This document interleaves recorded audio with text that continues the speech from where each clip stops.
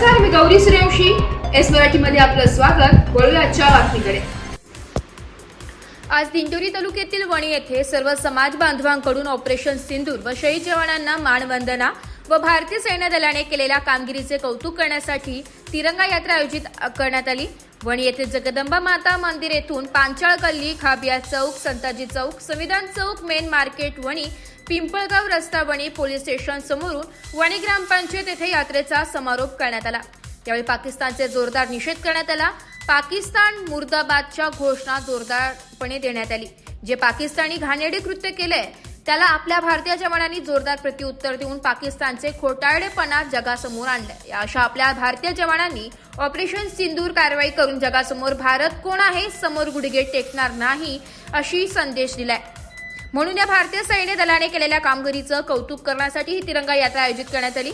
यावेळी वणीगावचे उपसरपंच श्री विलासराव कड, माजी उपसरपंच मुन्नाभाई मणियार, राजेंद्र उफाडे, महेंद्र पारख, प्रवीण बोरा, महेंद्र बोरा, मयूर जैन, डॉक्टर मधुकर आचारी, विद्यमान ग्रामपंचायत सदस्य किरण गांगुर्डे, सामाजिक कार्यकर्ते संतोष गावित व वणी पोलीस ठाण्याचे एपीआय सुनील पाटील व सर्व पोलीस कर्मचारी यांनी चोख बंदोबस्त ठेवला होता. आपले वीर जवान युद्धभूमीवर लढतात, परंतु आपली जबाबदारी या लोकांचे प्रॉडक्ट कुठल्याही पद्धतीने आपल्या तरुणांना, नवयुवकांना, या नवीन जनरेशनला शिकवलं पाहिजे. हे प्रॉडक्ट वापरले नाही पाहिजे आणि त्यांच्यावर बहिष्कार केला पाहिजे. म्हणजे आपण या आपल्या जवानांना साथ दिल्यासारखं होईल. आज मी काही जास्त बोला नाही. आज आपण या सर्वांनी जे या तिरंगा रॅलीमध्ये एक छोटंसं निमंत्रण पाठवून स्वयंस्फूर्तीने आपण एवढ्या मोठ्या प्रमाणात इथं उपस्थित झाला. निश्चितच मी आमच्या वणीकरांतर्फे तुमचं सर्व आपल्या परिसरातील आलेल्या सर्व नागरिकांचं स्वागत करतो. सन्मान तिरंगा यात्रा या यात्रेसाठी उपस्थित सर्व मान्यवर, बेलगाममध्ये जो आतंकवाद्यांनी जो काही भ्याड हल्ला केला त्या हल्ल्यामध्ये आपले भारतीय त्या ठिकाणी निधन झालं. त्याचं उत्तर म्हणून भारताने पाकिस्तानला जे काही आतंकवाद्यांचे अड्डे असतील ते पूर्ण उद्ध्वस्त केले आणि भारत पूर्ण जगामध्ये काय करू शकतो ही ताकद भारताने त्या ठिकाणी दाखवून दिलं. पाकिस्तानने जे मिसाईल पाठवले, भारताने एक मिसाईल सुद्धा एंट्री करून दिलं नाही. ही खरी भारताची ताकद त्या ठिकाणी भारताने दाखवून दिली. कारण भारतामध्ये, जगामध्ये भारत आपला आज 5व्या क्रमांकावर आहे. ही ताकद दाखवण्याची गरज होती.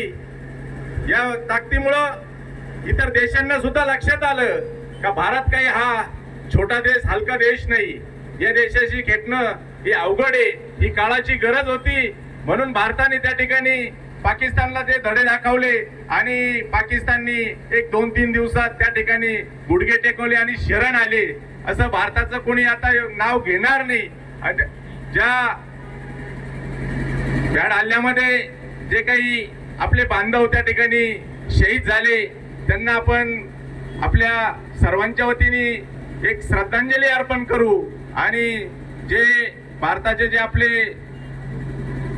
इंडियन आर्मी, या आर्मीनी जी त्यांची ताकद दाखवली त्यांचं आपण अभिनंदन करू आणि भारताच्या यापुढे कोणी नादी लागणार नाही.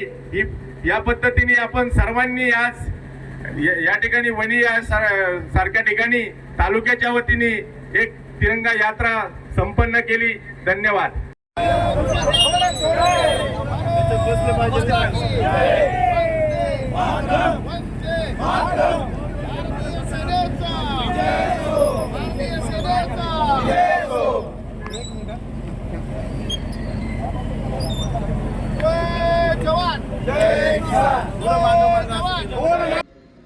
एस मराठी न्यूज साठी प्रतिनिधी सुरेश सुराशे, वणी.